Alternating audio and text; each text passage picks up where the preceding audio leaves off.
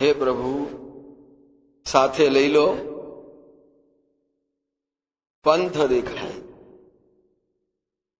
આપને આપનો માર્ગદર્શક બન્યું, આપનો રસ્તો બતાવ્યો.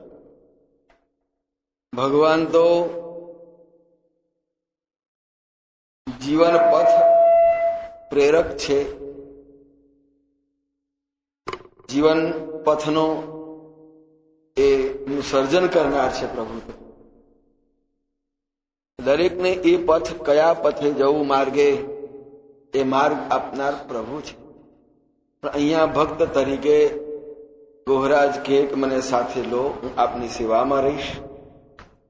જંગલના રસ્તાઓમાં ક્યાંય આપ ભૂલા ન પડી જાઓ, ભવાટવીમાં હું ભૂલો ન પડું, અને વનવાસમાં આપ ભૂલા ન પડો. જો આપની આજ્ઞા હોય તો નાથ સાથ રહી પંથ દેખાય. રસ્તે આગળ રસ્તો કરતો જઈશ. વન છે, કાંટા હોય, કાંકરા હોય, રસ્તો કેવો છે કેવો નહીં આગળથી જોવાય. હું જોઈ આવું, પછી આગળ ચાલીશું. આમ અનેક વિધિથી, મનથી, પોતાની રીતે વિચારીને કે પ્રભુની સેવામાં હું કેવી રીતે ઉપયોગમાં આવું. બસ આપ જો મને આજ્ઞા કરશો તો 2, 5, 10 દિવસ આપના ચરણોની સેવા કરીશ. એ લાવો તો મને મળશે. રસ્તો બતાડીશ, ચાલતા હશો, થાક લાગ્યો હશે તો આપની ચરણની સેવા મળશે.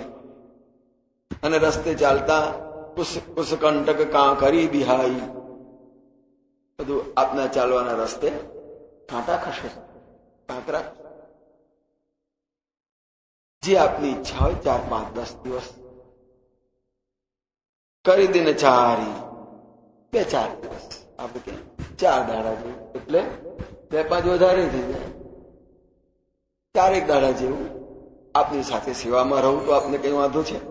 જેઈ બના જાઈ રહબ રઘુરાઈ, પરણકુટી મેં કરવી સુહાઈ. પ્રભુ, જે વનમાં જશો નિવાસ તો કરવો પડશે. ત્યાં આપના નિવાસ માટે સરસ મજાની પર્ણકુટીર બનાવી દઈશ, ઝૂંપડી બનાવી દઈશ, અને આ સેવા હું કરીશ. અને મને અમે તો ઝૂંપડીમાં કેવી રીતે બનાવવી એમને તો આવડતું. આપને કષ્ટ ન પડે, આપને સુવિધા રહે, આપની સેવાનો લાભ મને મળે, એટલા માટે માર્ગે આપનો સેવક બનીને, ઝૂંપડી બનાવીને, જે કંઈ જરૂરી સેવા હશે સેવા કરીને હું મારી જાતને કૃતાર્થ છું. તબ મોહી કહા જસી દેવ રજાઈ, તોય કરી હું વીર દોહાઈ. બહુ ચોક્કસ વાત કરી દીધી. હા, જ્યાં આગળ આપ નિવાસ કરશો ત્યાં ઝૂંપડી બનાવીને પછી પ્રભુ આપ જે આજ્ઞા કરશો, તબ પ્રભુ કહ જેસી દેવ રજાઈ. એટલે જ્યાં સુધી આપ એક જગ્યાએ નિશ્ચિત ન બેસો અને ચાલતા જ રહેવાનું હોય ત્યાં સુધી હું આપની સાથે. અને જ્યાં આપનું મન રમશે કે અહીંયા એક પર્ણકુટીર બનાવી દો તો તરત બનાવી દઈશ. અને પર્ણકુટીરમાં આપ નિવાસ કરશો સુખેથી, ત્યાર પછી આપ મને જેવી આજ્ઞા કરશો એ પ્રમાણે હું. એટલે વિચરણમાં જ્યાં સુધી સ્થિર ન થાય ત્યાં સુધી, અને વિચરણમાં સ્થિર થયા પછીથી એમનું એક સરસ મજાની ઝૂંપડી જેવું ઘર બનાવી આપું ત્યાં સુધી સાથે તો રહેવાય ને. પછી જે આજ્ઞા કરશો કહેશો તો સાથે રહીશ, અને આપ આજ્ઞા કરશો તો ઘેર પાછું.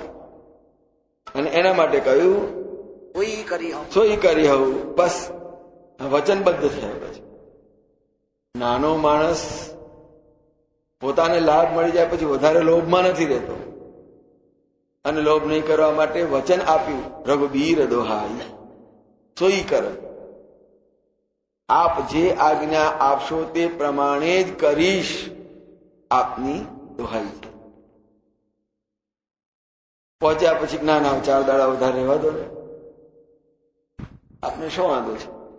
આપ ઝૂંપડીમાં બિરાજદાર છો, હું બહારની બાજુ એનું બુહારી કરીશ, પાણી છાંટ. વૃક્ષો વાવીશ, આપને જે કંદફૂળ ફલમૂળ જોઈશ એ લઈ આવીશ, કહી શકે. પણ બિલકુલ વચનબદ્ધ કે આપે અહીંયા આજ્ઞા આપી છે, પણ વધારે સેવા મળે તો સારું, અને આપની રુચિને ઈચ્છા પ્રમાણે જ સેવા કરીશ. જે દિવસે આપ કહેશો હવે ઘેર જા, હું આ સોગંદ ખાઈને કહું છું, રઘુવીર દોહાઈ, આપ જે કહેશો તે પ્રમાણે હું કરીશ, આપના સોગંદ. સહજ સને રામ લખિતા સંગલીન હૃદય દાસ. હવે આ બધો વ્યવહાર પણ આપણા ઘરમાં જોઈએ છે. ઈચ્છા છે ત્યાં પ્રમાણે ત્યાં સુધી આપણે કરીશું, પછી મરજી પ્રમાણે આપણે આપણી રીતે સમજી લઈશું. એમ ભગવાનની સાથે પણ આ જ રીતનો વ્યવહાર કર્યો. ભગવાને ગોહરાજના એક નિર્દોષ સહજ ભાવને વાંચી લીધો. આટલો બધો નિર્દોષ છે અને આમાં આટલી બધી પરાયણતા છે, એટલે સહજ સ્નેહ રામ લખ. જોયું કે આ એનો પ્રેમ એવો છે કે ભગવાનને પણ જીતવા દે નહીં. પ્રેમ એવી વસ્તુ છે, પ્રેમ એવું તત્વ છે. ભલે માણસ નાનો હોય પણ બહુ મોટામાં મોટા માણસ પર વિજય મેળવ્યો છે. ભલે નાનો એક અશક્ત માણસ હોય અને એની સામે સિંહ ઉભો હોય તો પ્રેમથી સિંહને પણ એ વશ કરશે. આ ગુહરાજ ગંગા કિનારે રહેવા વાળો એક સામાન્ય આવડા મોટા ભગવાનને એને હાર એવું ખેલ, જીતા એવું મોજ. ગુહરાજ એમ થાય ભગવાને હાર સ્વીકારી લીધી અને મને જીતાડી દીધો. નાનો માણસ એને જીતાડવામાં આવે ને એટલો આનંદ થાય, ઓહો આમણે મારી ઉપર કેટલો ભાવ છે, કેટલું કે મને જીતાડી દીધો, મને વિજય અપાવ્યો. એટલે સહજ સ્નેહ દેખી લખી રામ લખ. જોઈ સાંભળ્યો નહીં, સમજ્યા. રામ લખ. વ્યક્તિ પ્રત્યેનો સાહજિક સ્નેહ એને સમજવો પડે. બોલવાનો ના, કહેવાનો ના, પણ સાહજિક પ્રેમ આમ દેખાઈ જાય, સ્પષ્ટ વર્તાઈ આવે વ્યવહારની અંદર જ. ખેર ખૂન ખાંસી ખુશી રહી મને છુપી ના છૂટી.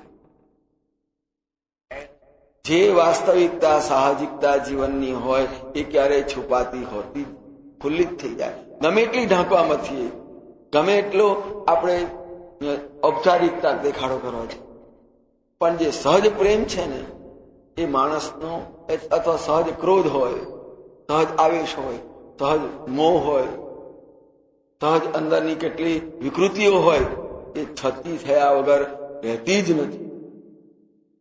દરેકમાં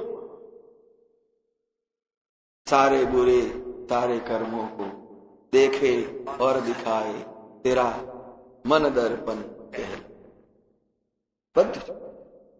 તો ભગવાને ગોહરાજના મન દર્પણની અંદર જોઈ લીધું. સહજ સ્નેહ લખી જોયો કે આનો તો એના મનના આયના ઉપર, મનના દર્પણ ઉપર ચોખ્ખો સ્વચ્છ ધવલ એનો પ્રેમ દેખાઈ રહ્યો છે.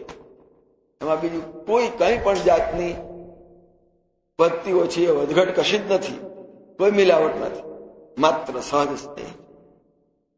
અને સાહજિક પ્રેમ જોવે ને ત્યાં આગળ દરેક વ્યક્તિ ઝૂકી પડે, દરેક જીવ માત્ર ઝૂકી પડે. પક્ષીઓમાં જુઓ, એની સાથે વાત્સલ્ય પ્રેમ આપો જોઈએ તો હું ચાલીને આવું, શોધતું આવું.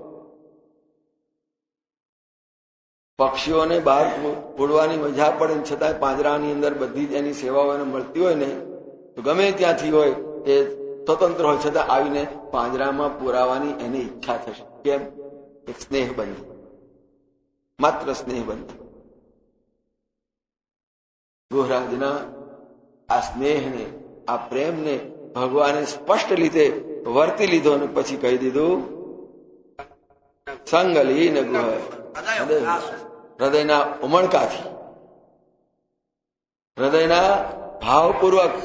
ચાલ, એક વાર કહ્યું ગૃહ જાઓ, અબ ગૃહ જાઓ.